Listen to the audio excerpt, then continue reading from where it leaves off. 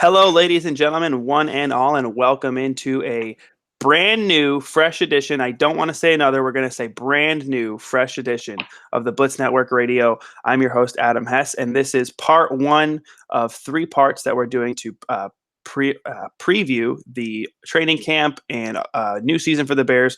We have season two of the Blitz Network here, and part of having a new season is having a new intro song. But the more things change, the more they stay the same. Still with me on this podcast is my good friend and co-host Robert Zulinski and our editor-in-chief, Robert. How are you? I'm doing well, Adam. It's been a nice summer. It's been very relaxing. I at risk of going on one of my typical tangents, I feel zen. I feel inner zen, my friend.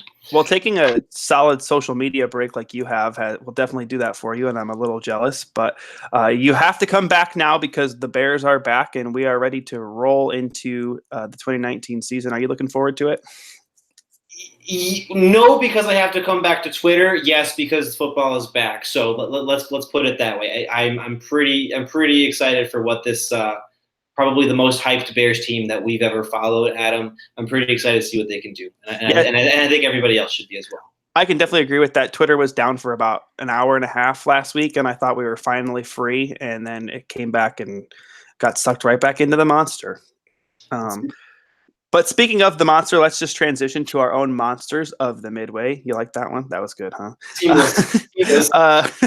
Let's just talk about. So let's get into the Bears here. We're not talking about the actual monsters of the Midway, typically used to refer to the defense. We're going to focus on the offensive side of the football here in this first of three preview podcasts. So starting out, kind of reviewing. Let's kind of take a look back. Start out with 2018 review. So Rob, last year the Bears, overall, the total offensive output in terms of yardage, they finished 21 in total offensive yards. No surprise then to also learn that they finished 21 in total passing yards, 21st, I should say, in the NFL in total passing yards and total offensive yards. They did finish 9th in total points, helped out maybe a little bit by some defensive touchdowns, mostly courtesy of Eddie Jackson. But overall, not the best strongest offensive output last year, but I think there was plenty to go on. What was your biggest takeaway from the 2018 offensive Bears? That, to be blunt, the corpse of Eli Manning was able to have the Giants have a higher DVOA than last year's Bears offense. That's one of my main takeaways, Adam. They were bad. They were mediocre. We're obviously hoping they can jump up to the top 10 and top 5 at risk of being too cynical, which they may be able to do, but they were bad last year. 20th in DVOA, like you kind of alluded to a little bit of the statistics, 21st in total offensive yards, 9th in total points. Like, they were bad. I don't know how else I can elaborate more on that in a little bit, but they were bad. Yeah, I think for me, it's kind of hard to say they were bad because it was definitely a growth year in terms of just like a lot of the players to the team. Obviously, Mitch Trubisky being the quarterback in his second year in the offense, and of course the first year with Matt Nagy. They had a lot of newcomers. I mean, almost all of the skill positions were filled with newcomers, with the exception basically of running back. So you really only had solidity in terms of the offensive line, and even then there was some turnover and some very weird, they had that weird guards switch where they were doing James Daniels and Eric Kush, and finally Daniels just takes the job. There was a lot of inconsistency for the Bears, but overall, throughout the year, they definitely, I think, got better. Obviously, a big part of that was Trubisky improving throughout the season. But then on top of that, at the end of the day, like you said, they just were not a good overall unit. The stats don't look necessarily horrible, but they certainly don't necessarily paint a rosy picture. They weren't. Here's how I would characterize them, outside of just being very blunt and very non-articulate and saying bad. They weren't the Jets or Bills where, oh, hey, they're actively going to lose you the game and then they're going to put you behind the 8 ball all the time. But they weren't the reason that the Bears were winning games. They weren't they were more of a compliment on top of that great defense, on top of that monsters of the Midway. They had some explosive playmakers. I know they worked on that chemistry, but they just were there most of the time. That's to me, that's the best way to describe 21st in total offensive yards, 20th in DVOA. They were just there, and that obviously can't continue. Yeah, so moving into 2019, obviously, there's definitely some things that the Bears can build upon, like we mentioned from last season, obviously the growth of Trubisky, and then heading into this second year, hopefully there will be less thinking having to be done both by Trubisky and, other members of this offense as they move into this second season. And Rob, historically, in this style of offense, like we can call it the West Coast style, but the Andy Reid-esque Matt Nagy offenses, historically teams have made big leaps in their second year, and quarterbacks in particular. Some people on Twitter have been necessarily speculating that the Bears could end up being a top 10 offense in 2019. Do you think it's reasonable to expect that kind of output from this unit in 2019? Wait, hold on. Do we have an official nickname for the Matt Nagy offense, or do they have to have at least like an actual good season before we start? We probably have to have an actual good season. Okay, because I was gonna say like, oh, the spread coast or something, but that's not really that cool. Anyway, no, I think top 10 is reasonable. I think it would. I would almost characterize it as a disappointment if the Bears don't have a top 10 offense in 2019, and I say that both in DVOA and yards. They have the talent. They're bringing back the same 5 offensive line starters. They might finally have a healthy Kyle Long for the first time in 3 years. They're this is probably the best receiving group they've had in the time I followed and covered this team. Really the only thing that would preclude them from not having a top 10 offense is if Mitch Trubisky was just outright awful. And I don't think that's going to be the case. I mean, if Trubisky's even just average and competent, I think the rest of the offense has enough potential and talent to be able to take them there. I'll say it. It'll be a disappointment if they can't produce on that level, because they have all the pieces to do it. Yeah, they certainly should be at least in the conversation. Let's say they end up necessarily like in maybe the top 12 and they're just behind, 11 and 10 or whatever. As long as they're in that realm, I think you could maybe avoid the word disappointment, that dreaded D word. But I don't think it's unreasonable at all to expect a top 10 offense out of the Bears. You mentioned Mitch Trubisky kind of potentially it would take him being a really bad quarterback in 2019 for the Bears to not have a good offense. They really have that kind of offensive, talent in their skill positions that the only thing that could really hold back this level of talent would be a quarterback, actively harming the team. And we saw Mitch Trubisky take leaps and bounds last season as he continued to improve, especially kind of taking over that playoff game. I'm not sure if you watched the Brett Coleman video last week about Trubisky, but he came to the same conclusion that I think a lot of people maybe already knew, but it's just that when Trubisky doesn't have to think, when he is comfortable and he's just kind of playing instead of trying to overthink and overread and overanalyze and not in his own head, he is a good quarterback, and you could almost dare say a very good quarterback. And Brett Coleman even said in the video that he thinks that the Bears could win a Super Bowl with Mitch Trubisky at quarterback. So stuff like that from independent analysts who Brett Coleman is definitely someone who I think has a lot of respect, at least in the Twitter football realm. So that kind of stuff. So if as long as Trubisky is not actively harming this offense with the continuity in terms of the skill positions, returning basically the exact same offensive line and the hopeful growth that you'll see from Trubisky, this definitely could be a top 10 unit. Yeah, and here's the thing. I think we almost have to use it as a definitive bar of whether this team actually reaches its expectations of winning it or going it or even winning the Super Bowl. Most of the last decade, every team that's won their conference has been at least in the top 10 offensively. The only team that went to the Super Bowl and actually even won it was the Ravens, and they were number 12 in 2012. So I guess your lowest bar is, okay, they can't be really like, I know it's not exactly like that this way, but they can't be any lower than number 12 offensively DVOA wise. Like, they have to be in the top 10. They have to be like around that bar if they're going to do what they think they can do and what everyone expects them to do. So they're capable of it, and they have to, basically. Yeah, and you bring up an important point because this is no longer 1985 where an elite defense can carry you to a championship. This in 2019, the NFL is an offensive league, and it's been an offensive league now for many years, and it's definitely a quarterback dominated league, so you definitely need your quarterback to step up, especially when you have potentially a good quarterback or a very good quarterback on a rookie contract. You need to cash in on that. And so Trubisky basically needs to provide excess value to his rookie contract money. You definitely would not say that he's done that thus far, but if he can do it in 2019, as long as the Bears defense does not regress to such an extent as them being outside of the top 10, if they can even just be a top 5 unit, which I think is a very reasonable expectation for the talent they have on that side of the football, which obviously we'll get into in later podcasts. But the as long as the defense can be fine, if the Bears offense can step up, then that is really what is going to turn this team into a Super Bowl contender and potentially even a Super Bowl favorite.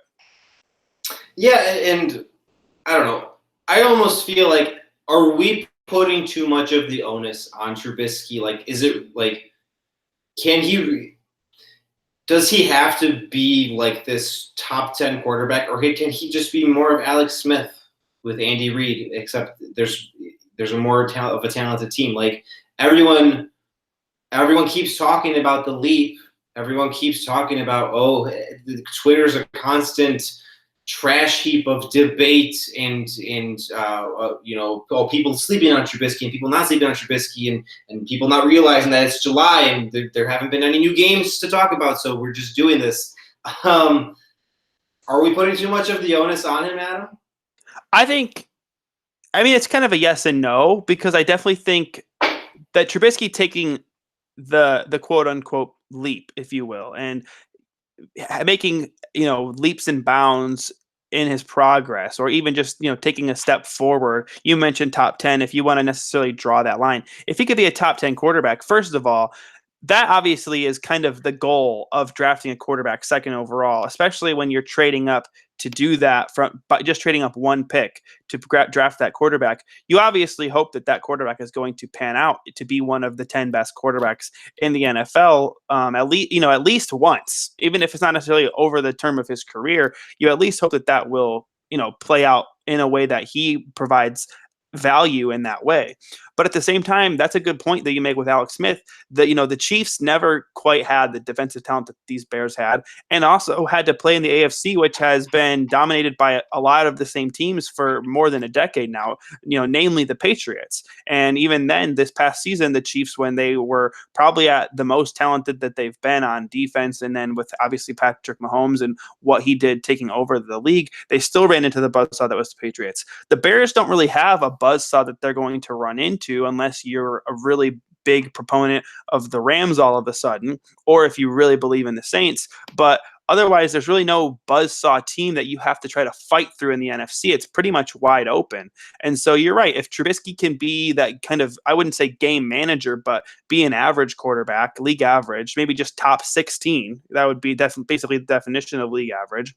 If he can be that and kind of manage the game with Alex Smith, hell, the same 2012 Ravens that we just mentioned won a Super Bowl with Joe Flacco.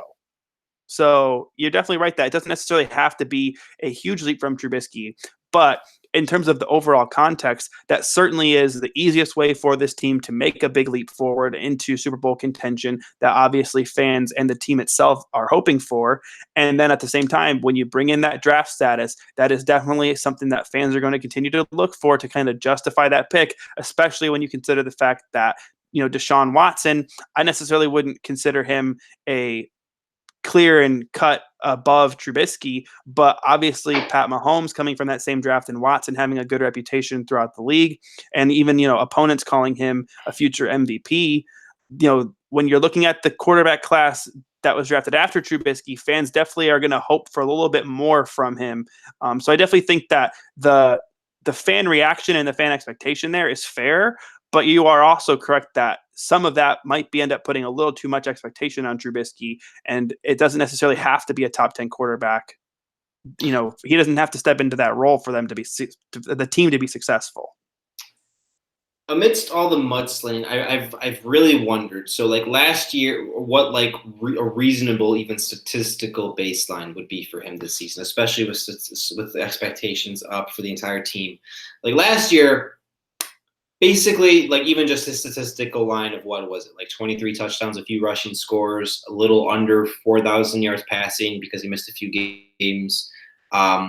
That's probably what I think if I went back, that's what I reasonably expected of him, and having those occasional ups and downs like that multiple interception game against the Rams.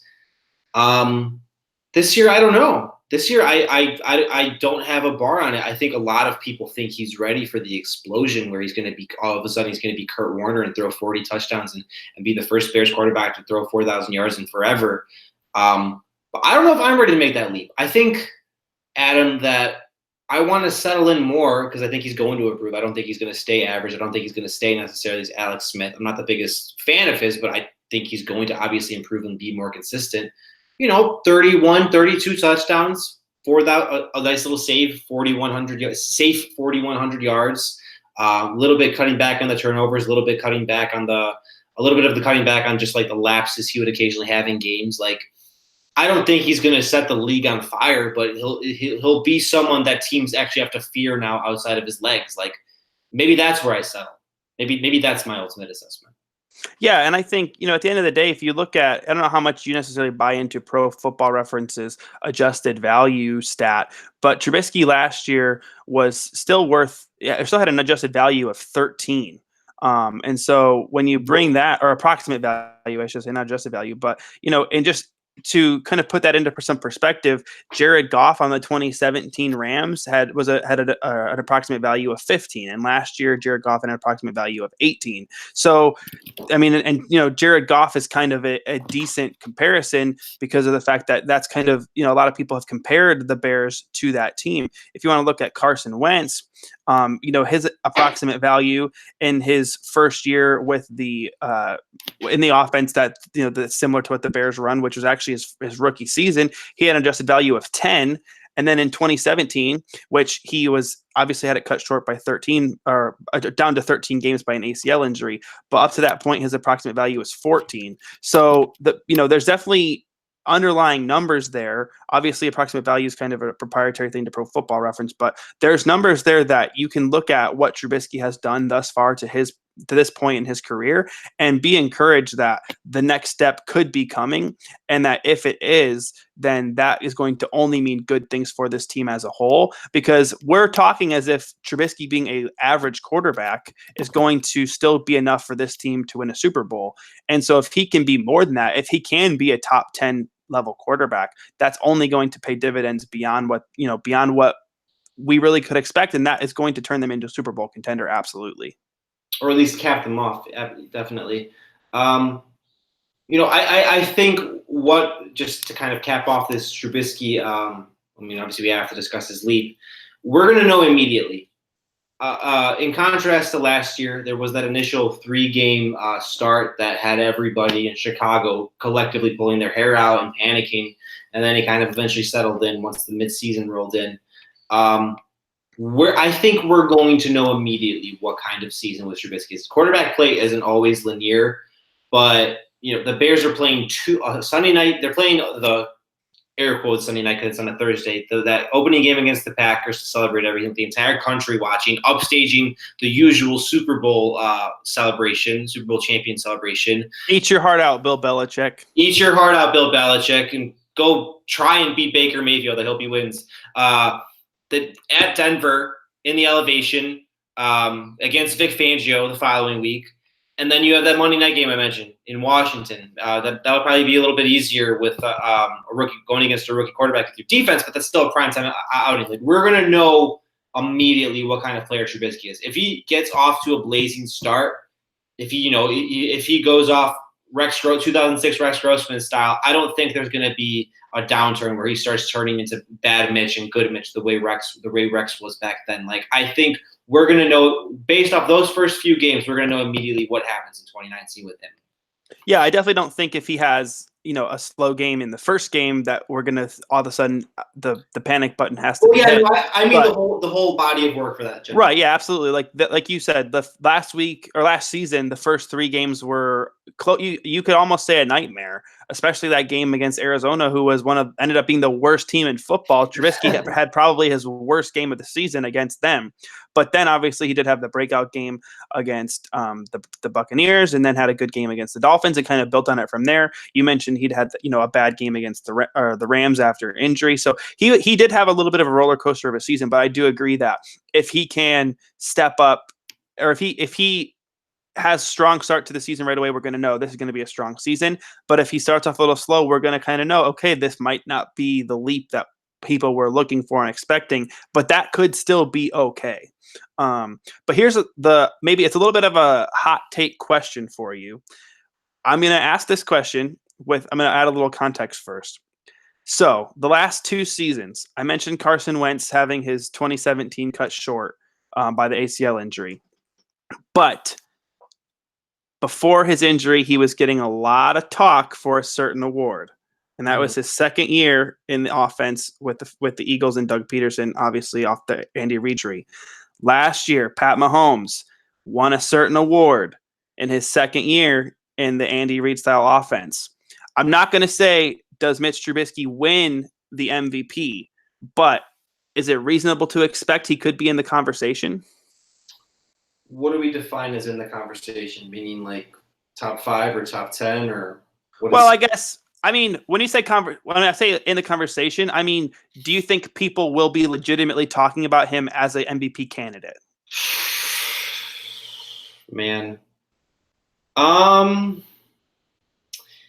Yes. And I know that sounds crazy coming from me, but I'll say it with this caveat where I expect the Bears to be good. I expect the Bears to probably be leading the NFC North by the end of November and by early December and all of that good stuff. It'll be more to me the kind of thing where he's playing good, not necessarily he's playing well. Rather, he's not necessarily lighting the league on fire, and the Bears happen to be this 9 or 10 win team or whatever. Like, it won't necessarily okay, yeah, he'll be in the conversation. I'll say that, but it won't be like a serious thing. It'll be like, oh, hey, it'll be like the trendy pick that some NFL.com writer writes up. Like, don't forget about Mitch Trubisky. Don't sleep on him. He's my sleeper pick. He's my dark horse. It'll be like that.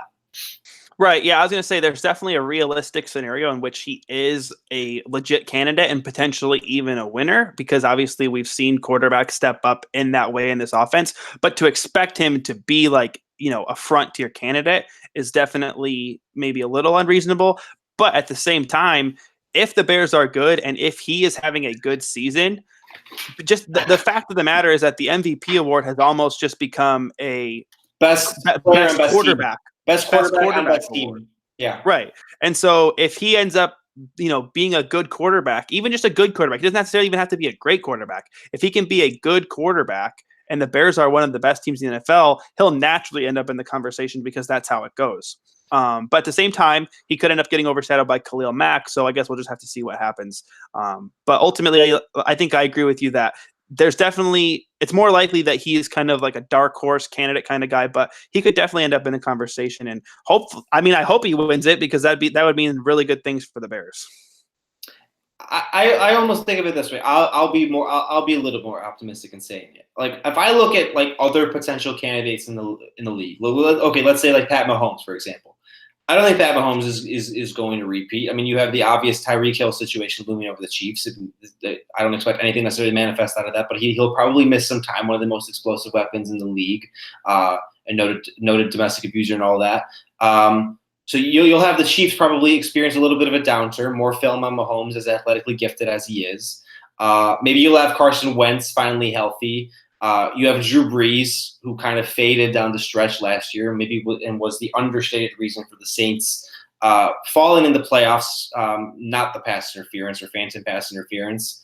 You look at other potential guys that could potentially take that honor. And, I mean, maybe Trubisky isn't that big of a dark horse. Maybe if he's long as, again, like you said, the quarterback on the best team in the league, maybe that's enough. I certainly don't see I don't see like this historic performance coming from anybody else that would be able to overshadow it if the Bears meet their own team expectations and Trubisky doesn't suck it up. Like if they meet their team expectations and Trubisky's above average, like it might be serious enough consideration to win it just based off of how that award works. Definitely. Yeah, I saw, a couple weeks ago that there was like a betting line where Trubisky was maybe like I think he was like a plus 950 or like even basically a 9.5 to 1 odds, which wasn't even necessarily those aren't great odds, and they certainly aren't, definitely wasn't the favorite. But I just I tweeted out, I said that's actually probably a sneaky good bet because if the Bears are a good team and Trubisky's a good quarterback, it's naturally going to be in the conversation. And if he does take the quote unquote leap and really kind of takes control of this team and potentially even taking control of the division, like I said, it's definitely there are realistic scenarios, maybe not likely scenarios, but realistic scenarios in which he is one of the best quarterbacks in 2019, and it could win the MVP. Let's move over to my least favorite or least important position, Adam. I think you know what I'm referring to. Yes, the room that has changed the most because that's how it should have been. That's how it should have been. The running backs, the biggest change for them in the room.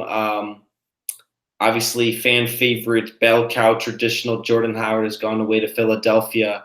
What do we make of this running back room? What do we make of this changed dynamic? And probably the biggest highlighted story of this offseason, aside from the kicking question, obviously.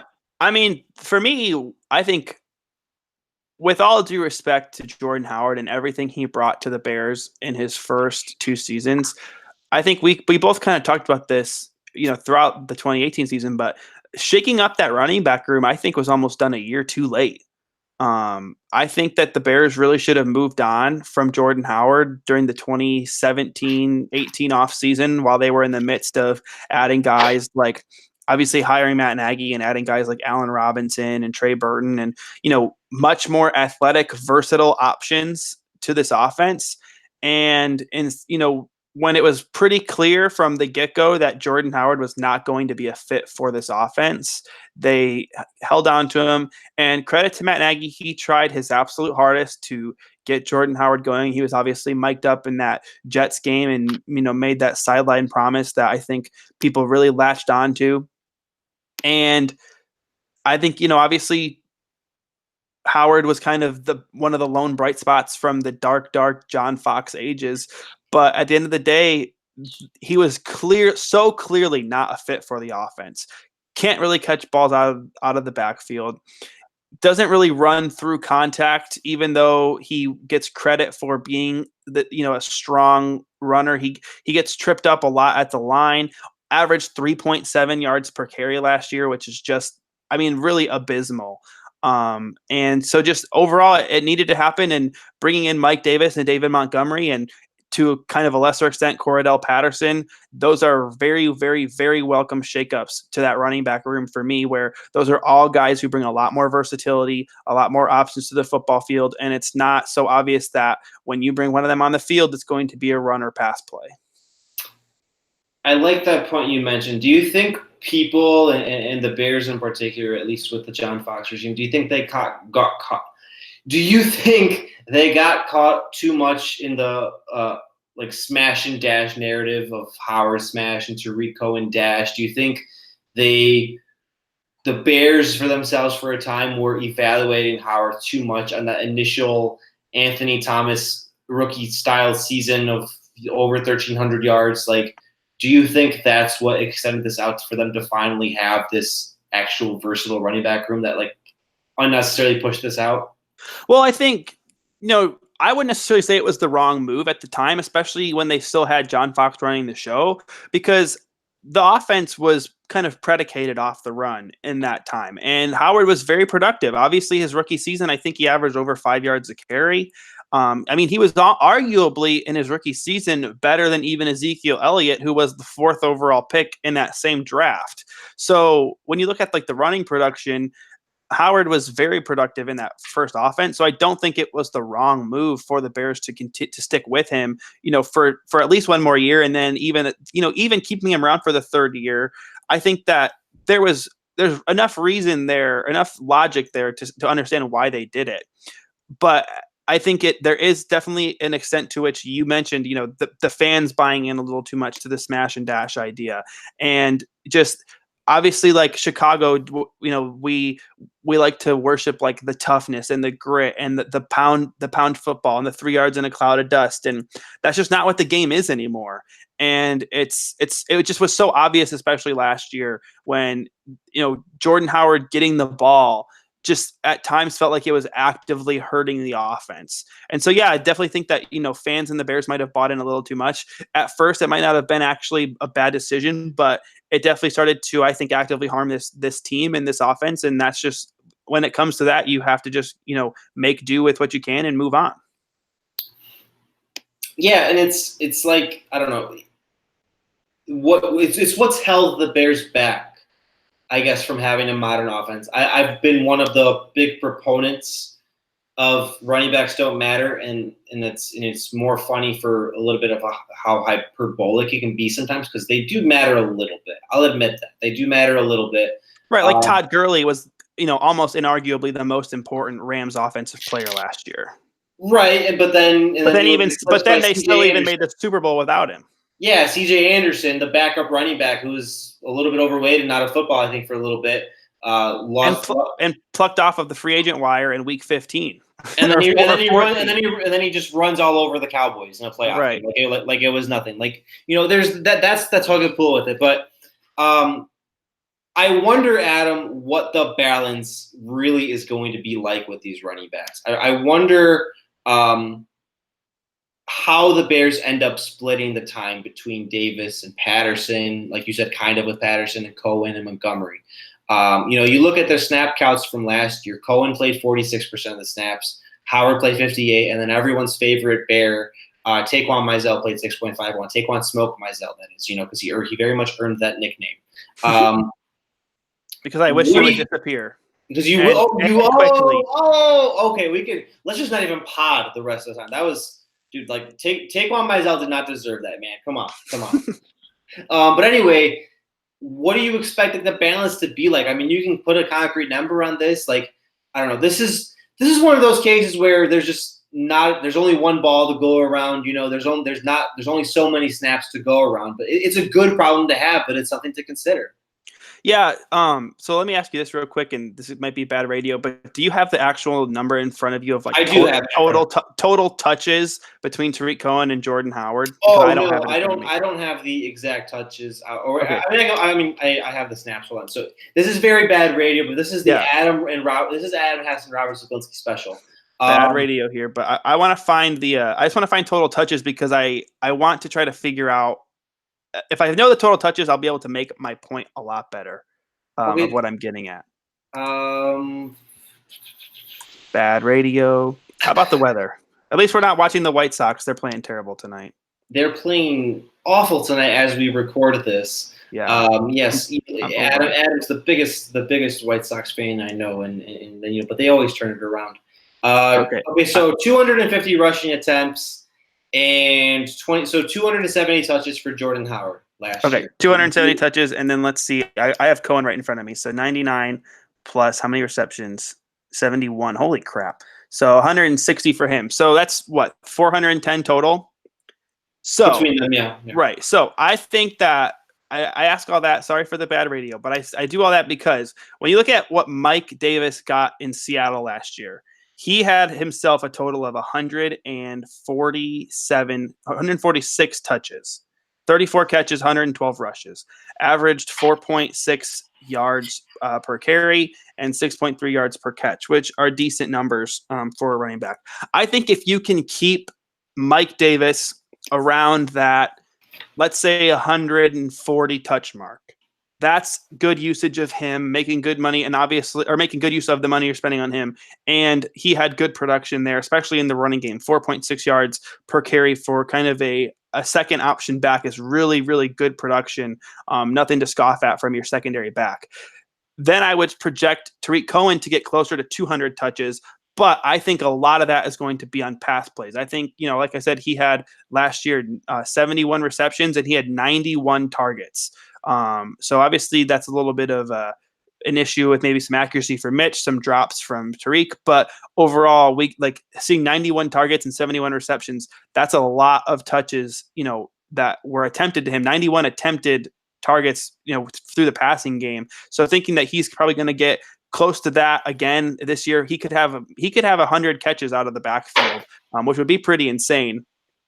Or 100 touches out of the backfield, or 100 catches, and then adding some rushing. So I think if he gets 200 touches, that would be great. And then, so now that's obviously, we've taken that 410 and split up 400 or 350 of it to Cohen and Mike Davis. If you can get, maybe 120, 150 touches for David Montgomery as well. That's you think only 150 touches for Montgomery? Well, I think that it'd be more important for them to balance it out. I mean, if you just look at exactly what Howard got, what you said, 230 carries. If so, 250 carries. 250 carries, okay. And then Cohen got 100 or 99. Let's just call that 100. I don't know how many Mizell got, but I don't want to think about it too much. But let's say between the three of them, and then I think Betty Cunningham got involved. Let's just go ahead and call it 400 touches. I think that you should realistically split that up almost evenly between these three guys, because that brings versatility and brings a lot of intrigue and vagueness to your offense. So I know 150 touches might be selling it low for Montgomery, but I think that if you have him at that number, that means that other guys are getting more touches, and that means that you are having a lot more versatility, which is what this offense is built to thrive on. So I think what you're getting at here is you don't expect Montgomery to be a bell cow, which is what I've seen a lot of people, and I don't agree with it, but I've seen a lot of people make that assumption or make that leap themselves. I think he'll be the primary guy. I think that he will definitely – I think he'll out-touch Davis. So maybe saying 150 when I gave Davis 140. I think he'll get more than that. But I would think between the two of them, they should get close to 300 touches. So Cohen first, Montgomery second, Davis third. Correct. Right. Absolutely. That is how I would try to split up between the three of them, is that they should try to split up those touches. And then between Davis and Montgomery, I would try to get them about 300 between the two of them, and maybe split it up 55-45 in favor of Montgomery. But I think if you're doing that, you're keeping the offense, mixed up. You're keeping versatility. You're keeping your personnel fresh, which can be huge, especially late in the game. I just think that having a solid mix is going to be what's best for this offense.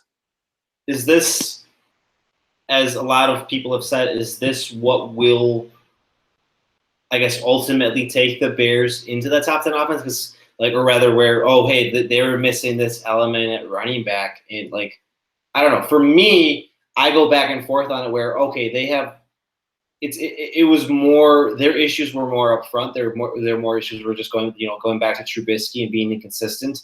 I don't know that I necessarily believe that the versatility is going to be the biggest thing in changing things for them. It will certainly make things easier. It will certainly make them less predictable, which, like you're saying, that's good. An element of vagueness is good. But I'm not going to make the conclusion that this is what will just completely throw a wrench into everything and like the way that has been purported by some. Right. And I mean, I don't think that it will. I don't think running back versatility is going to, or mixing up the running back position is really going to be what takes the Bears over the top moving in, or in the 2019 season. But especially because I shouldn't say but yet, but especially as you get deeper into the season, teams are going to have tape. They're going to, have scouting reports. They're going to know how you're going about it. But this is the correctly placed but now. But having that, and I mentioned keeping the personnel fresh. I think that is one of the biggest reasons to do it, is because I think an issue that we saw, I think Jordan Howard run into last year, was that as he got into games, he was taking more and more hits, and it became tougher for him to run through contact, really get through the line. If all that explosiveness David Montgomery has, if you keep him, maybe I don't want to say off the field, but if you can let Mike Davis handle a little bit more of the responsibility in the first half, and then all of a sudden you're going to throw Cohen and Montgomery at a defense in the second half. I'm not saying that's necessarily how they're going to split it up, but just hypothetically, you're looking at a pretty dangerous, 1-2 punch combo there. And don't forget that Montgomery is explosive. He's close to as strong of a runner as Howard with, he probably has the kind of pop and running through contact that Jordan Howard's reputation would indicate. A lot of the reports from college were that Montgomery's almost impossible to bring down and he breaks all kinds of tackles. So I think that being able to do that and throw, big, strong, fast David Montgomery at a worn down linebacker in the fourth quarter could end up being a very important thing. So if you're able to mix it up, that's only going to help the offense. And with Matt Nagy's bag of tricks, I guess that isn't the worst thing. I don't know. I with this running back group in particular, man. Like I feel like we've only seen the start of like typical Matt Nagy trick plays. Like obviously the big thing here is like a 3-headed backfield of run DMC. Yeah, haha, I get the reference. That's going to be really fun. That's just going to be I'm not analyzing anything there. I'm just saying that's going to be really fun. Yeah, I'm looking forward to it because I think Matt Nagy having running backs that really fit what his offense is built to do is going to be really exciting to watch. Next over position, Adam, you want to take the mantle on this one. We'll call him one of your pet projects. Yeah. So, moving on to just the running back we just talked about running backs. Moving on to the wide receiver room, I think one of the bigger names in terms of overall prospects that the Bears got out of the draft. We talked about it at the time, but a guy I was almost surprised to see them take, in part because I was surprised he even lasted that long, and then also because it just didn't seem like a glaring need, but it really was just an indication of the Bears drafting best player available, which is a definitely solid draft strategy, is getting Riley Ridley in that fourth round. Obviously, the little brother of aged, tenured veteran Calvin Ridley. Oh man, it seems like just yesterday that Calvin Ridley was entering the league, and now he's. I know. Now he's a 40-year-old legend. Now he's a 40-year-old legend. Of course. Future Hall of Famer, of course, naturally. But I think that Riley Ridley adds a lot of really I keep using the word intrigue, but I think I'm very intrigued by what Ridley brings because I think that the Bears wide receiver room was already pretty solid heading into 2019. If you take that group that they had last year, I think that there was reason to expect, and project that there would be good steps forward from Allen Robinson if he stayed healthy. Obviously, if Anthony Miller could stay healthy, he had a very good season, led the team in touchdown receptions, if I remember correctly. And so him taking the next step forward, Taylor Gabriel was very impressive, and then kind of including the tight ends in the conversation with what Trey Burton brought to the table. They had a good receiving group, and then adding Ridley, who some people thought was a second-round talent, and getting him in the fourth round. That, to me, gives the Bears almost an embarrassment of riches at the wide receiver position. So I'm kind of curious, A, what kind of role you project for Ridley, and then B, what kind of, output you expect from him and how that could impact this offense. I almost think that Ridley might be the de facto number 3 by the end of this season. You mentioned Taylor Gabriel having an impressive season, but I think guys like Ridley are a prep for when the Bears can. A guy like Taylor Gabriel is probably not going to play out his full 4-year contract, and you're getting in a polished, big-time possession receiver like Ridley in the fold to get them ready right away. Like the guys like Ridley, they're not waiting on playing time. Like Ridley should be able to make an impact immediately for the Bears and start supplanting some people. I don't think, for example, this is going to happen with Anthony Miller, but let's say Anthony Miller doesn't make the sophomore season jump that many people think he's going to make. He's already in his mid-20s. Let's say he doesn't do that. I think it's a very realistic possibility that Ridley potentially steps in and is more of the receiver that lives up to the expectations the Bears have for him in comparison to Miller, especially. I would be honestly surprised if Ridley isn't in the Bears base offense in week 1. I think he's that good. I think he still might even be underrated considering where he went in the drafts too. He's just a very, very solid player. The comparisons I know that have been made constantly with him and guys like former Packer James Jones. I I think he can be better than that, and I think he can be the eventual long-term number 2. Let's say the Bears in a few years run with Miller and Ridley. Like, they're setting that plan into motion, and for a team that's a Super Bowl contender right now, before that future comes around, like Ridley should be well in line to produce a lot quickly. Yeah, I agree with you that Ridley is going to be the number 3, quote unquote number 3 wide receiver in this group. I heard somewhere that in a lot of the practices over the off season, over the summer and over off season, as they were getting into rookie minicamp, that they had Ridley kind of playing the zebra wide receiver, which is kind of the slot guy. And I kind of expect that you mentioned him maybe supplanting Taylor or Anthony Miller, but I think that he's going to end up supplanting Taylor Gabriel, and Gabriel is going to become kind of a gadget use kind of player. Whereas Ridley, you mentioned him being the base offense. I think that the Bears' 3-headed monster of wide receivers is going to be Ridley, Anthony Miller, and Allen Robinson. And if those are, if you look at that group of receivers, if those are your 3, and if they can all stay healthy, that's 3 guys who are very athletic, very strong, and excellent route runners. Like what more can you ask for from a 1-2-3 combo? And I think that if all pans out, that could end up rivaling even how good of a receiving core the Rams had last year. I mean, it's certainly better. It's certainly deeper. It goes back to my point that I was making with the running backs and the entire offense, where the Bears have this issue now, Adam, that I think there's only one ball. There's only so many slots for positions. Like, they still have Javon Wims. If they make Taylor Gabriel a gadget guy, which I think is probably more applicable for what he's capable of and what he was used with when he was with the Falcons when they went to the Super Bowl a few years back. Like, I think the receiving room presents more of that, and I'm doing air quotes, problem where how do you work in Emmanuel Hall? How do you work in Emmanuel Hall? Like, this is something that a guy like Nagy, like, I'm sure he would prefer having this amount of weapons as opposed to having just like 1 or 2, but it's still something you have to work through. It's still something you kind of have to figure out the hierarchy as you go and find a way to get all these talented guys in the field and then use your depth properly. Yeah, and how are you supposed to fit Daniel Braverman into everything?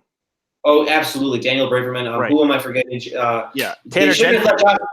Tanner Gentry. They shouldn't have let Josh Bellamy go. I know that was everyone's favorite receiver. Like that. There's so much talent there. Right. But a little more seriously, like you're right though. Like, it's a good problem to have. You mentioned, only one ball, and it's what's fascinating about it is we're talking. You mentioned Javon Wims, Emmanuel Hall. We talked about Taylor Gabriel, Cordell Patterson. Like, it's the thing, and we can kind of transition to what we want to talk about next as well, is that the position battles in training camp this year are not who's your starting receiver. Obviously, there's a little bit of that because it's going to be, okay, is when it comes to like who's your starting receiver, it's not, okay, who's going to make the leap and then who's going to get cut. It's like, okay, is it Anthony Miller? Is it Riley Ridley? Is it Taylor Gabriel? Is it Allen Robinson? Like, who is your big 3? And then it's like the position battles are like,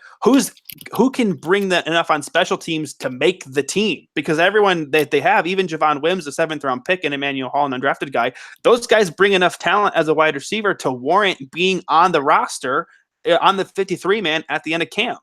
So it's more about, who's going to make the backup spots, which is a very foreign and I think very nice spot to see the Bears in. Yeah, and with the other pass catchers with tight end, like, I guess it's not that big of a question because I think ultimately the Bears are fine at tight end, but this in camp will be the start of we'll find out where, oh, hey, is Adam Shaheen actually a thing, or is he just a guy? Is Trey Burton fine, or is he overpaid? I think he's ultimately fine. Like, there's that we kind of have to work our way through a little bit, and something to keep in mind at tight end that I'm going to keep pushing forward because I love pushing forward these responsible narratives. Maybe Javon Wims. Maybe they start putting Javon Wims a little bit at H-back or something. Like, there's it's not as contentious because there's not a main job on the line necessarily, but I think it's still intriguing because I think the situations that could arise, like you kind of alluded to, like you kind of alluded to. Yeah, and I think, you mentioned tight end, and I think that for me, I don't know, where you lie, but just in terms of just kind of going into the depth of it, for me, the most intriguing position battles in training camp are going to be wide receiver and tight end. And I mentioned, I kind of walk through wide receivers because there's so much talent in that room that it's like, which guys are you keeping, and do you actually think can make your roster? And then, at tight end, I'm intrigued by it because, you mentioned that the Bears are in a good spot with that. Obviously, Trey Burton brought a lot to the table last year. What ended up, being one of the more important offensive players that they had, and a very good safety valve pass catcher for Trubisky. And then Adam Shaheen, you'll hope there's still a little bit of promise there. We can hope that continues to pan out. Ben Broniker was brought back, a little bit more of a special teamer, but he made some decent plays in 2018. They brought in Dax Raymond. They're kind of transitioning Bradley Soul to tight end from what I've read and heard. So there's a lot of intrigue there as well that I think I want to focus on those two guys. Those are the two positions that, for me as a fan and as an analyst, those are the ones that I want to focus on and break down the most and kind of know what's going on at those two spots in training camp. Okay, so let's do receiver. If you had to make a pick right now, or you can make a bold prediction, Javon Wims or Emmanuel Hall? I think I'd go with Wims because for two reasons. Number one, they kept Wims all of 2018. He only played in the Week 17 game. Like he had a good preseason and kind of earned his way into the roster, but at no point did they ever think, let's try to waive this guy and get him on the practice squad and keep him around that way. So they clearly saw something in him that even though he wasn't contributing in the 46 man on Sundays, he was on the 53 man every week and in practice, and they like him. And with Emmanuel Hall, obviously he was kind of a premium undrafted free agent, but he still went undrafted. So there's 31 other teams that did not value him enough to pick him in the draft. And I think that he could be a guy that they might be able to sneak through waivers and, end up keeping him on the practice squad. And then if someone goes down, they can, if they have to, God forbid, put someone on the injured reserve, they can just add him right to the roster. And I wouldn't say necessarily not miss a beat, but still have a good amount of talent to be able to keep the offense moving, hopefully without missing too much of a beat.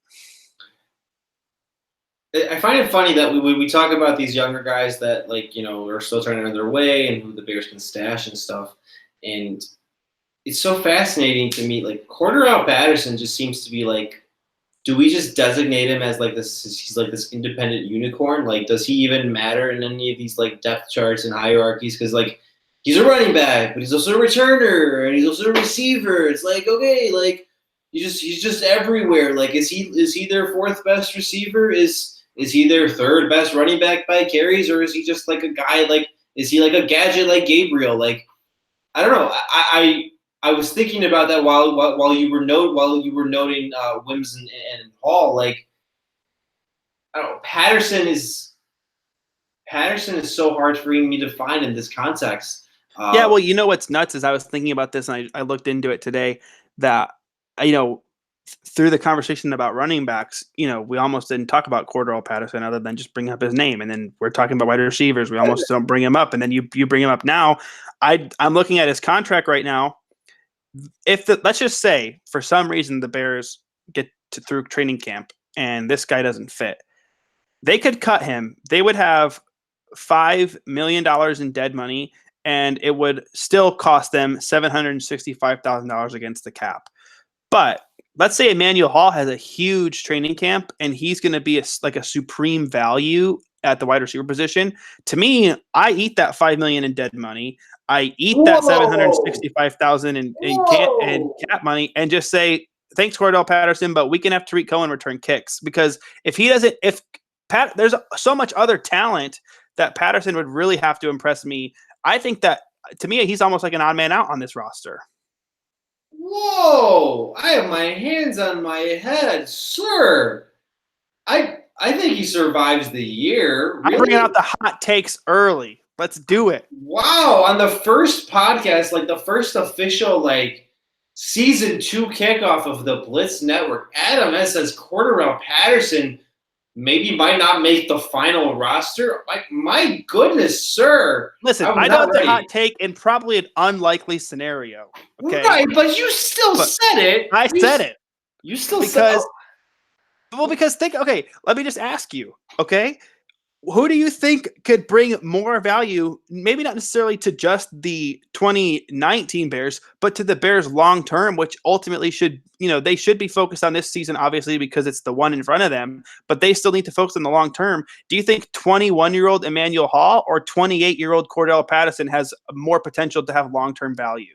Well, I suppose that's more of a bet on like if they think they can sneak Hall through. Like, I think they really like Patterson and can at least get through a year of him and then cut him no harm, no foul after this season. Like, Right. I don't know. Next year, it would be 500,000 dead money, 5.25 million cap savings if they cut him. Right. Like, I think they can do that. Like, I don't know if like what you're saying is like a manual. Like, okay, I'll say this for you because you added this caveat. Like, Emmanuel Hall would have to be like a camp superstar, like more like not like Daniel Braverman camp superstar, like actual guy like lighting the field on fire for them to cut the person. Like for because here's the thing, this isn't a special teams pod, but the Bears have one of the worst special teams like kick return units in the league last year. Tariq Cohen mostly handling the punt returns. They brought in Patterson mainly for that. As much as they're going to talk about how they're going to use him offensively, I can't see like. Again, Hall would have to be like a legitimate superstar, not just a camp superstar, for that kind of thing to happen. I mean, I see your general argument. I'm just saying. Listen, I'm not predicting it, and I'm certainly not wishing for it. I'm just saying. I guess I'm kind of getting maybe a little ahead of myself in terms of what I want. Like one thing I'm excited to get to is our pre-camp superlatives, and I didn't even have him on the roster, but on my list of that for what we're going to get to. But I'm just saying, I think that, at least in my opinion, Cordell Patterson, even though they did just sign him, to me screams as one of the offensive guys that feels most expendable from this roster, along with guys like Hall and Wims. I mean, okay, I can see it's how you frame that. Yeah, like I can agree with that. Like, in a pure offensive context, yes. Right, and I mean, and here's the other thing is like, okay, yes, he could bring value. Like, obviously, he's an elite kicker and punt returner. Like, there's no doubt about that. But I guess the question is that worth the money that you're paying him? Which it's a cap hit of just over $4 million. If you're only going to end up using him in special teams, if you don't see a role for him on offense, is $4 million worth a kick returner? Probably not. Probably not. I mean, you can maybe swallow it for a season, but even that, yeah, for a very specific small role, that'd be like trading for a franchise legend kicker with a mid-round pick and then paying him $5 million while also paying your previous kicker $5 million. But, the Bears don't do that. Yeah, they would never even think of it. I mean, I can even. I mean, honestly, you can call this a hot take. I would go as far as to say that the Bears have proved this year that they wouldn't do something crazy like that kicker thing you just mentioned. They would never even think of it. Right. But yeah, I mean, at the end of the day, like I said, I know it's a hot take. He's freshly signed, and at the end of the day, like him on the roster, I just realized he was literally a returner on a Super Bowl championship team. Well, I just realized like how stupid the idea is, because now I'm thinking back, I'm playing it back in my head. His cap number this year is $4.234 and $375. Okay, so that's his cap number, just over $4 million. If they were to do what I suggested and cut him, they would actually have him count as more money against the cap. So never mind. Just ignore that hot take. We'll pretend the last 5 minutes didn't happen. We're not going to pretend it didn't happen. That was a nice adventure. Well, okay, we'll pretend it didn't. The true excitement was the friends we made along the way. But my point is still that I still stand by the fact that he feels like the most expendable guy from the offensive side of the football. If he does stick around to be the kick returner, like you said, you can handle that money, but I don't necessarily expect a lot from him offensively. I agree. It'll be spotty stuff. It'll be It'll be like he's the ultimate boomer bust player. Like, someone like Taylor Gabriel, you can rely on a little bit more to kind of run the offense through as much as he's kind of a gadget player. Cordarrelle Patterson's not a guy you're feeding the ball to on third down over and over. Like, he's going to be a boomer bust guy. Like, oh, okay, 12-yard carry, now he's off the field. Like, I agree. Yeah, I mean, and he was very effective last year for the Patriots as the wide receiver / running back. He averaged 11.8 yards per catch and 5.4 yards per carry. So there's definitely nothing to complain about there.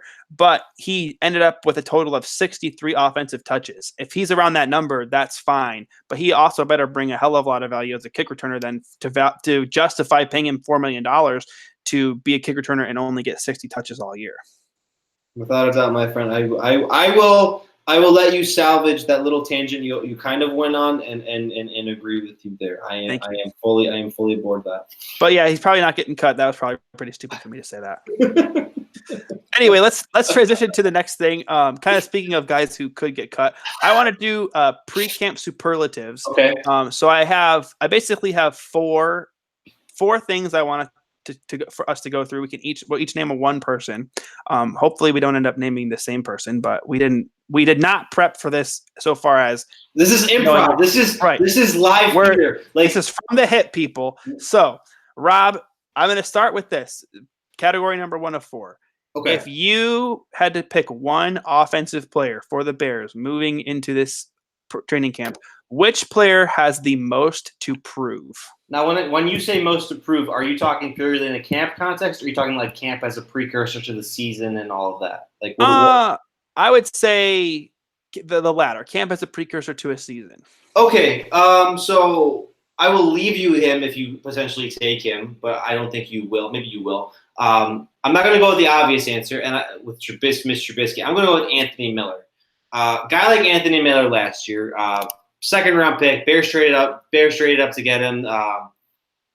Really like his talent. Really, Memphis grind, all of that. Like, led the Bears in touchdown receptions.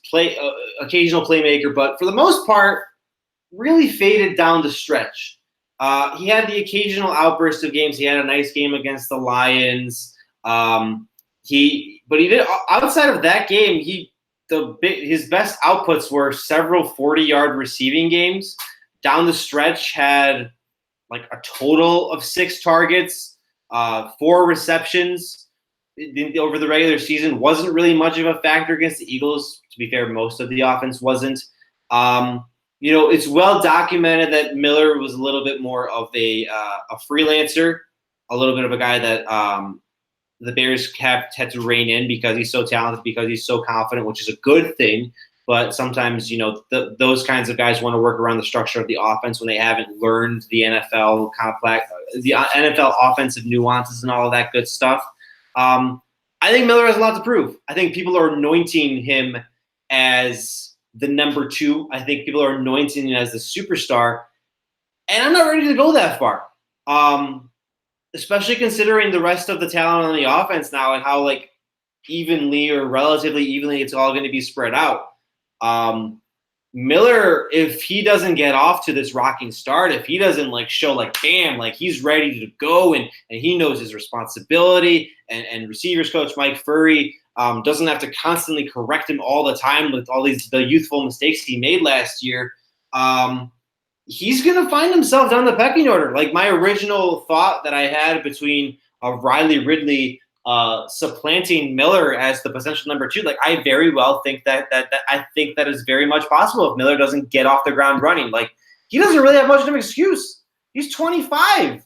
It has to happen. He has to be this superstar playmaker right now. But I think he has to show it first. I don't think he's entirely too capable of it until he shows it.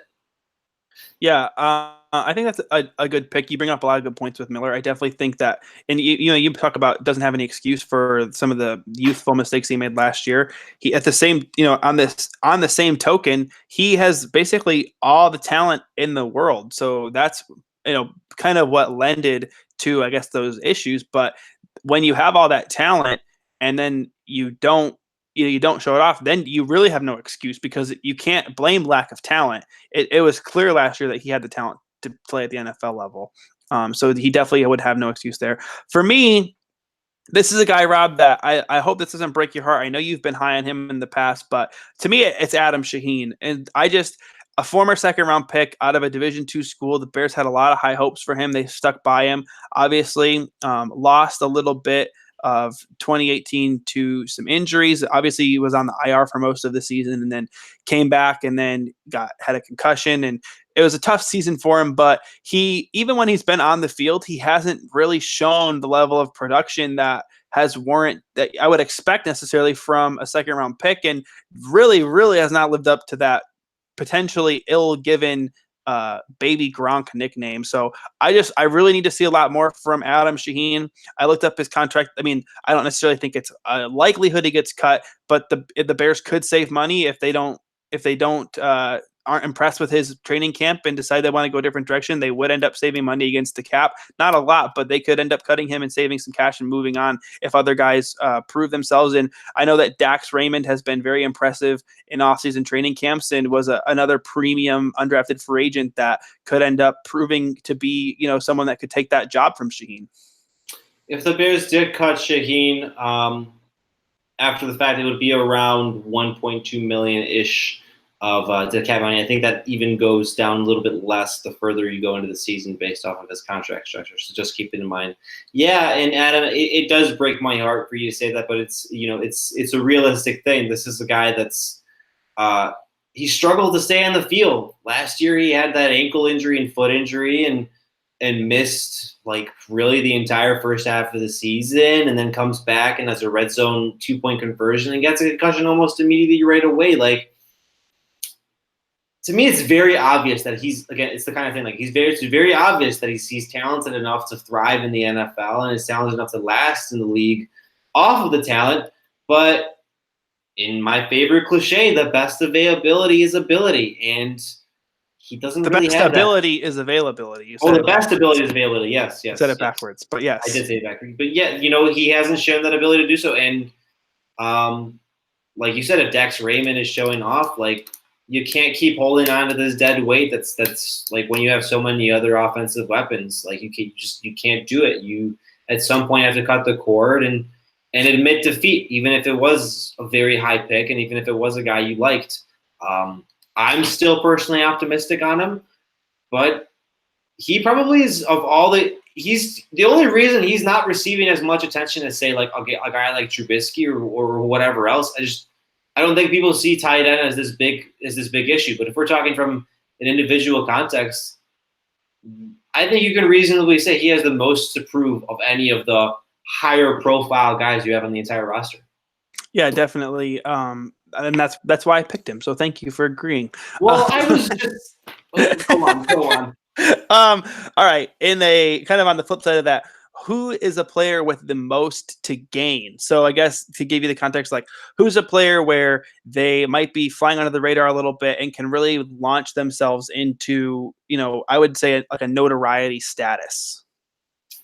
I guess you can still kind of go with. I grapple with this a little bit. You have Rashad Coward, who I think just based off of moving Bradley Sowell over to tight end or having him make that slight transition, Rashad Coward is the Bears' swing tackle now. And as much as I know that they just recently signed Bobby Massey to a big extension and have Charles Leno locked in as their blindside anchor, I think Rashad Coward is in the spot to be this real long-term tackle of the future, to be this guy you can put next to Charles Leno for the foreseeable future after Massey's time is up. I remember last year specifically covering during camp, he had a very good camp and by all accounts developed well during the season, being able to marinate in what Harry Hiestand teaches with the offensive line. I think this year with a higher role, this year with bigger responsibility, this year with higher expectations of what he's capable after getting an offseason under his belt, a full offseason under his belt as an offensive lineman, I think Rashad Coward can put himself into a spot where in an emergency situation, they can seamlessly plug him in and be more than okay. And it'll start in camp. It'll start in camp where it'll start in camp in the preseason. Yeah, I think I was actually going to say Coward. I do have a backup option, so you did take my guy. But I think one of the things that I really took away from last season, just hearing about some of like the off the field stuff, or I guess it was on the practice field, but Rashad Coward actually worked a lot with Khalil Mack on improving his offensive line play. Not a bad guy to work with. Right, exactly. Because when you're when you have the guy who embarrasses some of the best offensive linemen in football weekly, teaching you how to be a better offensive lineman, that's a really good thing to have. And just the stories about Mac that kind of like elevating the team's practice immediately, and then him kind of taking Coward under his wing. So I definitely agree with that. That Coward could definitely be a guy that could end up being a really good fill-in, and potentially, I know that the Bears were optimistic on Coward even before that Max stuff was happening, so he could definitely be someone to step up. So my B option though is going to be Mike Davis. I think that people, we talked about the kind of carries he might get and everything like that, but I think that he didn't have a lot of NFL success prior to last season. So I think he's kind of an under the radar player, but I think that if he has a strong offseason, that's going to end up, or a strong preseason, I should say, he could end up being like a sneaky, really, really good signing for this Bears offense that adds a lot of value. I think that if the Bears offense last year had Mike Davis instead of Jordan Howard, I think that they would have been a much better offense. And so even if he ends up being the primary running back, and kind of maybe overstepping David Montgomery, at least in the eyes of some fans, I think that he has the ability to step up into a primary running back role and really prove himself as a good, quote unquote bell cow back in a what could be a good offense. Yeah. And I think people initially characterized him as this goal line back, or because he's a little bit bigger. But you watch him play, like they'll be able to more or less seamlessly pick up with any of their other running backs. So that's a solid B option, my friend. I did not completely hamstring you. See. Thank you. So the next one we're going to go to, who is your guy that could potentially be a surprise inclusion on the 53-man roster at the end of camp? See, I don't see that there's. I mean, Kerrith White Jr. I think that's a guy you could consider. If I'm going to continue to back you up with the kick returning thing, one of the more explosive returners in college football over the last few years. The lesser known teammate of Devin Singletary, Florida Atlantic, a little more explosive version of Devin Singletary. I think Kerrith White Jr. is one of those guys where he shows off enough on special teams and shows off enough explosion in his occasional snaps offensively.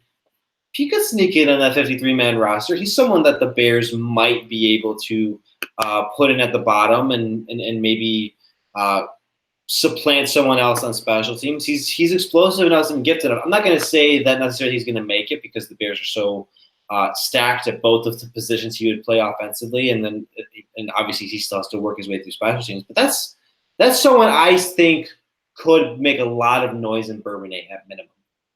Yeah, you're actually stealing my guy again, but I don't have a backup, and I'm going to allow this one because I fully 100% agree with you that Kerrith White Jr. is a guy that, like, if you kind of taking the same idea of like replacing Howard with Davis, like if you think about replacing what Taquan Mizell was last year and putting Kerrith White Jr. in that role and having him be a potentially really good kick returner or punt returner as well, I think that there's some versatility brought there. So I definitely like the pick of Kerrith White Jr.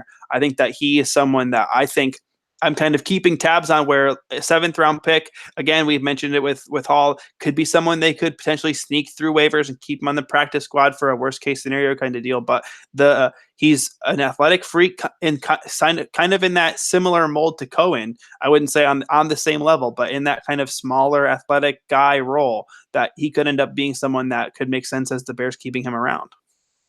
And then finally, a kind of moving again on the opposite end of the spectrum, who do you think could be a heartbreaking cut? Cordero Patterson, clearly not an option, but someone who could end up being a heartbreaking cut for these Bears at the end of training camp. You know what? I won't take. In case I take your pick this time, you go first. Oh God. Well, I guess I'm kind of double dipping, but I think that there's a little bit of potential that Adam Shaheen could end up being that heartbreaking cut if he doesn't really prove himself. I think that there's enough potential depth for the Bears at tight end that that's an important enough position in the Matt Nagy offense. It's not the same necessarily, but the Eagles thrived last year when they were running 12 personnel with tight ends or running backs go first and when you personnel it. 12, Either way, when they had two tight ends on the field, I don't give a shit. When they had two tight ends on the field, their offense thrived a lot more. So running back or tight end is an important enough position in this kind of offense that if the Bears don't really believe in Shaheen, I think that there's potential he could end up being on the chopping block at the end of camp. Here's the thing with these last two. There's really not that many other options of heartbreaking cuts, but I'm not going to take the easy way out, unlike some people. Javon Wims, I will double dip with the easy way out there. For me, I think it would be pretty surprising. I think it would be a little bit heartbreaking too if they actually cut him. Like you said earlier, they put in all this time to develop him. They kept him on the roster, and I think they really like what they have in him. I think they like him enough, which is where if they really like their receivers, they have Wims make the transition to tight end. That's just like a gut call that I'll make here. Like that'll be my bold prediction. Because if none of that doesn't work out, I don't see more of a place in the roster for him. Someone like Emmanuel Hall, there's a reason, he was an undrafted free agent, but he was a very productive receiver in Missouri, and he was the only thing that really held him back was having undrafted free agent level hamstrings. I think he's a more complete player and a more polished receiver coming out, even just as a rookie now, in comparison to the second-year Wims. Wims, I don't know if he necessarily faces the tallest order, but I think it'd be pretty heartbreaking for a lot of people to see him go off on the wayside, either because there isn't enough room on the Bears depth chart or what have you. Yeah, I think Wims is a good pick there as well. I think you brought up all the time that they kept him around last year.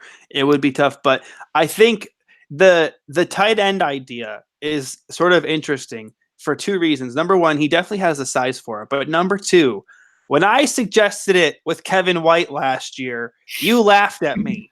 Okay. And it might have been in private, so I don't have the receipts anymore. It wasn't on a podcast or in public conversation on Twitter. It was in the DMs. What goes down in the DMs is supposed to stay in the DMs, but I'm airing the dirty laundry because when I said they should do it with Kevin White, who was being an excellent blocker and had the size as well, you laughed at me. Okay, but that was Kevin White. When I say Javon Wims at tight end, I'm actually thinking of him as a pass catcher. I laugh at you at Kevin White like, oh, you really just want to convert him to block? Like, he wasn't that great of a blocker at receiver, man. You're talking about Kevin Mr. Glass White. I'm talking about Javon Wims, completely clean slate, has his whole career ahead of him. I was just trying to give the Bears a first-round pick at tight end. That's all I was trying to do. Well, too bad they lost 3 first-round picks already this year. They had to trade their 2 for Khalil Mack, and they had to unfortunately let Kevin White go. So you can't make up for it. It's just such a bad year for Ryan Pace. Clearly, heartbreaking. Just terrible. Absolutely heartbreaking. All right. Well, enough about Kevin White. Let's just leave that in the past. Do you want to talk about Spider-Man, or have we gone on too long? We have gone a little long, but we can talk about Spider-Man. All right. What you saw Far From Home, right? I did see Far From Home. Spoiler alert for anyone who hasn't seen Far From Home, obviously. If you haven't seen Far From Home, we're about to spoil the frick out of it, probably. Thanks for listening. Yeah. Follow us on Twitter.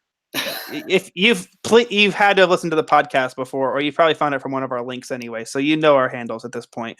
But I'm at _Adam Hess, and he's at Robert Zulinski. And we are collectively the hive mind at the Blitznет. So yes. If you stop listening there, Thanks for listening, everybody. If not, listen to us nerd out again as we always do. Go on, Adam. Yeah. So anyway, Spider-Man. So I guess I'll just open it up. What'd you think? I thought it was fun. I don't know if I like it was fun. It was it was more coherent than the last like standalone Marvel movie of Captain Marvel to me. I can see certainly why they made Mysterio the villain of like, oh hey, like they did a lot of on the nose stuff like, oh, if we do like they were talking like the multiverse, getting Peter to believe in the multiverse, like, oh, we write that in any script now, everybody buys it, and like Mysterio being like the illusion of like, oh hey, how do we start off this next phase of the Marvel universe? Like I'm talking more like very deep, like philosophical, like storytelling choices. I liked it, and I think they did probably one of my more favorite Spider-Man villains good justice. I could have done with less Jake Gyllenhaal. Fine actor, just not the biggest fan of his. But Mysterio's great. Mysterio was exactly how I would imagine an interpretation to film, and it was just fun. It was just fun. It was the perfect way to kick off whatever it is they're planning over the next 10 years. Yeah, my favorite part of the movie. So I really liked the movie. I've said it in the past. Spider-Man is by far my favorite Marvel hero. I think that's the case for most people. Yeah. Yeah, I mean, certainly he's definitely the most relatable, given that he was a teenager. And I think Tom Holland does a great job playing him. And Mysterio, I'm right there with you that he's one of my favorite Spider-Man villains. And the adaptation of him to the big screen, I found very interesting.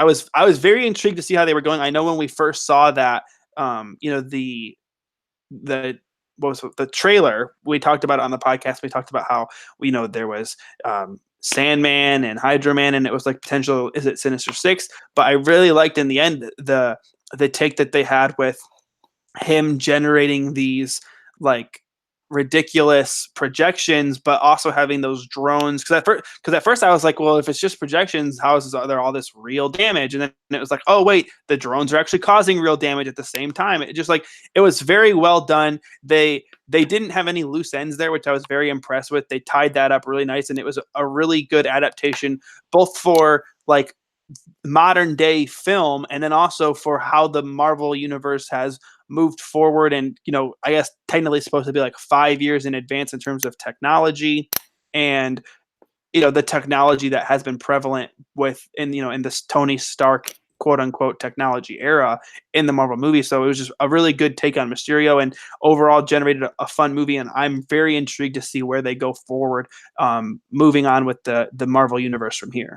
One of my favorite parts, and I think you might agree, were those specific Mysterio sequences where like Peter would be caught in the middle of the loop or like the illusion, and it's like you wouldn't know what was wrong. Like twist. Oh hey, he didn't actually go to Berlin, or he did go to Berlin, but he's not really meeting Sam Jackson and Kobe Smulders. Oh hey, oh no, now he's fighting. Oh hey, now he's hit by a train. Like those sequences were so cool and like visually stunting. Like they threw me off.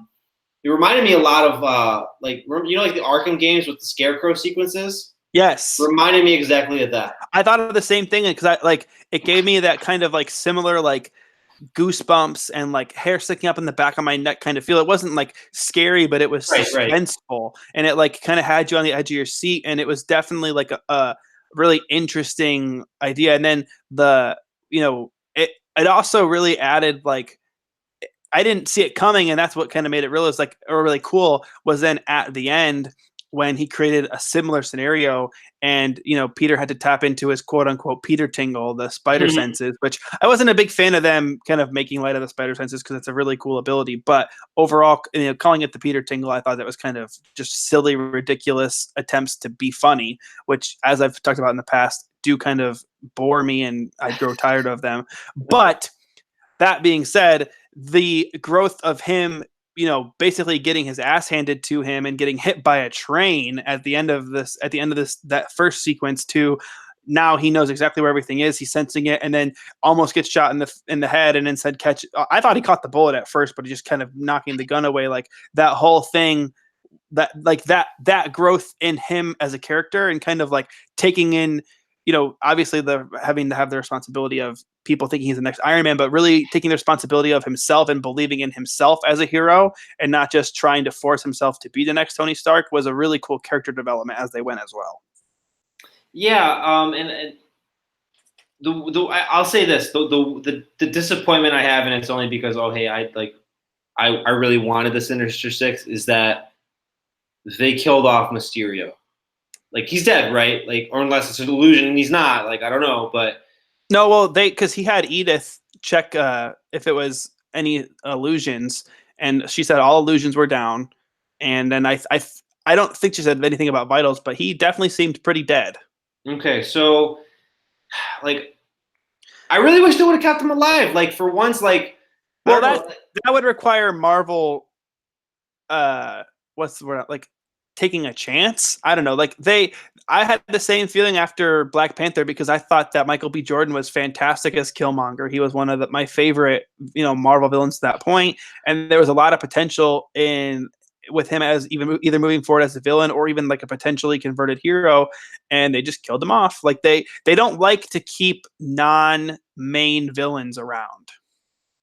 Yeah, and I guess it's the kind of thing where, because what I'm thinking of it is like it works more for a TV episodic series where, oh, hey, you can seamlessly bring back Mysterio for another 30 minutes or something or whatever, for another 30-minute episode. But when you have to make a 2-hour feature and you got to go get like Sam Jackson, you got to round him up, and you got to get Tom Holland, you got to get Jake Gyllenhaal, and you got to go hire a new villain or whatever. Like, maybe they just like to keep it fresh, but. Well, I mean, yeah. Sorry, go ahead. No, go ahead. I was just hoping like they would that maybe the big. It's clearly not going to be this. Like, I would be surprised now if it was. I was just hoping their big build up to a big villain was the Avengers having to fight a super villain team like the Sinister Six over the culmination of the 10 years. But that's not going to be it. That's my only gripe. It's not really a gripe with the movie itself. It's more like just like, oh, hey, MCU didn't do exactly what I wanted. Right. Yeah, I think it's difficult. Like I do say it as a criticism of Marvel because they don't keep villains around, but it's also difficult to do stuff like that in the movie world because when you have characters who are theoretically still alive in the universe but not always around, and you have to try to get those actors back. Like they had to try to get Natalie Portman in to do some stuff for Endgame, and right. like she hadn't been in a Marvel movie in years, and they so they had to work it around her schedule, and so it's just things can get weird like that. So I understand it from the logistical side, but I definitely agree with you that it would have been cool if they kept Mysterio around. But can we just talk about the post credit scene, like the first one? Because so by far the longest post-credit scene that they've had, I think, is because it was close to 5 minutes. I feel I didn't time it, but it was pretty long. But also, a lot of times, even those first post-credit scenes when they do the animated credits or whatever, they're just kind of like fillers. They're just like, okay, we have a post-credit scene here. But this one served a purpose. It's going to launch forward, and so if you haven't seen this movie or if you didn't save the post-credit scene and missed it, this is going to be a big spoiler. But Mysterio kind of having that last trick up his sleeve and releasing that video and having, basically framing Spider-Man for the whole attack and then saying that he killed him and then outing who he is. What a launching point for this universe moving forward. I think it's clear what they're doing with the universe, at least specifically for the next movie. I'll let you guess what I was alluding to. Do you know what I'm alluding to or no? No, just say it. Okay. Kraven the Hunter. They're going to do that now that Spidey's identity is completely out in the open. I think they're going to go with one of the more classic storylines where Kraven actually successfully hunts Spidey down. And there's a little bit of an absence. The next one, I think I was reading the other day. The next Spider-Man movie is actually supposed to introduce Kraven to some degree, or the next Black Panther, that is, and then he'll be a full-fledged villain in the next Spider-Man since they're making Spider-Man the flagship thing. So, but overall, just even outside of that, I don't even think that original Kraven the Hunter story had that he knew Peter's identity. He actually knew Peter's identity. This is This is a new story where people actually know who he is, right? Like, I don't think that's ever been done before. Well, it has been done. So it was one of the big contention points in Civil War in the comics is that Okay, so like outside of Civil War, yeah, though, so they Spider-Man do plays a everybody. big role in Civil War, and that's one of Tony Stark basically makes him out himself as part of the. It's not the Sokovia Accords, but we'll just for the people's frame of reference, they have him do that. Tony Stark has him out himself as Peter Parker in Civil War, the comic. But yeah, like it doesn't happen frequently. I know that in the comics, a lot of times Mysterio knows that he's Peter Parker. Because there are like specific reference like times where Mysterio calls him Parker instead of calling him Spider-Man.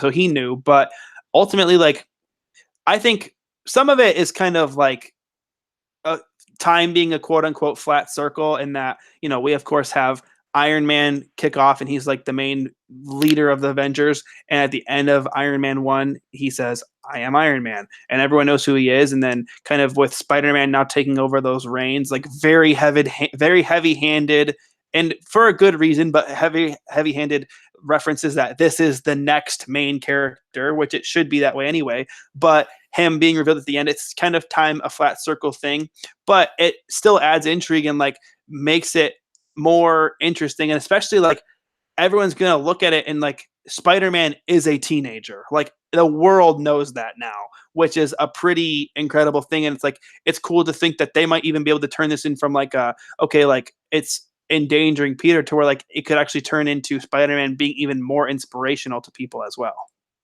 I almost thought of it for a second where maybe some people won't believe it, and then like they make a joke of it, like making us like 10% of the New York City population or something, like conspiracy theorists, like, Like oh the hey, Peter that's Parker absolutely Peter. truthers. Yeah, the Peter Parker truth is like that was a real video. Like Mysterio would never lie or something like that. Like but they're not gonna do that. Like I feel like yeah, the entire city is gonna know, and they're gonna make more. They're gonna make Peter more of that like very much lead figure, like kind of like you said, like the time as a flat circle. They're following kind of a similar pattern. This might be better though because like unlike with like Tony, where he's already an old man or almost middle aged man by the time he's doing it. Like, they're taking their time with this. I think Tom Holland's pretty young, so they're gonna have him kind of grow up into being this grizzled person.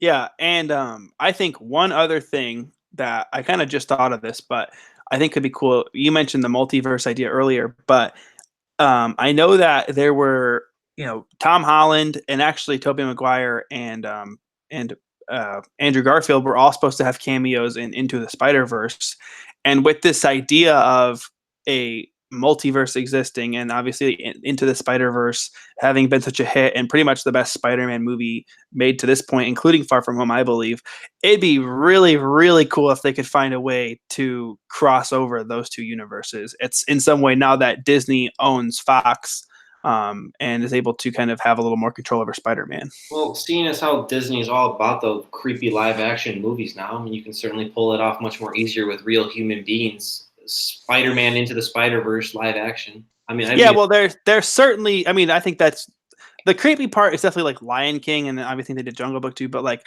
I think it's just Disney's out of ideas, and they know that it'll make money. well, right. No, I was just making a not funny joke. Yeah, Typical.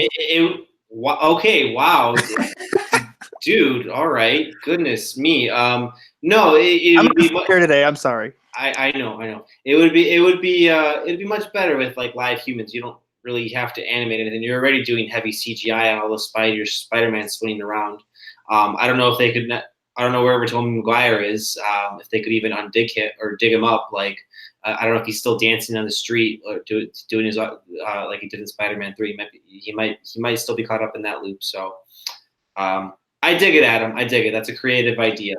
Yeah, it'd be cool if they could pull that off. I'm not saying I think it will be awesome, but it definitely would be cool. So I think it'd be awesome. I'm going there. well, I think we're both, excited to see where Marvel goes from here. But I think that I don't know, unless you have anything else to say about Spider-Man, I got pretty much everything I want to say off my chest. Yeah. I'm not excited to see where DC goes.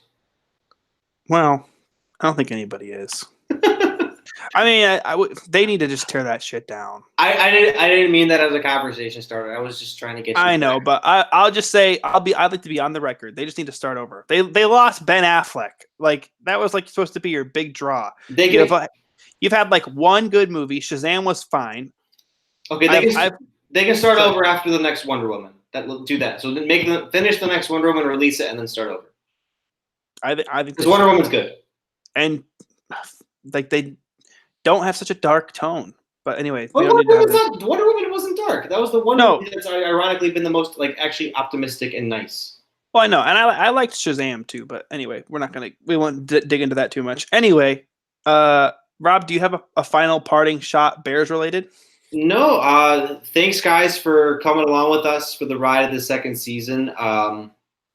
Hopefully for your sake and following along with our coverage, this ends with the team you follow and the team we primarily cover hoisting some kind of silver trophy on a Miami platform in about half a year.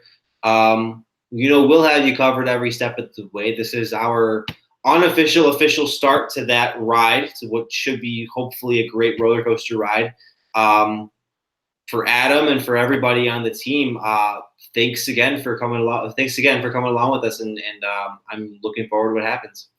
Yeah, we definitely appreciate all the subscriber support, and so thank you very much, guys, for allowing us to do this and provide some Bears coverage for you.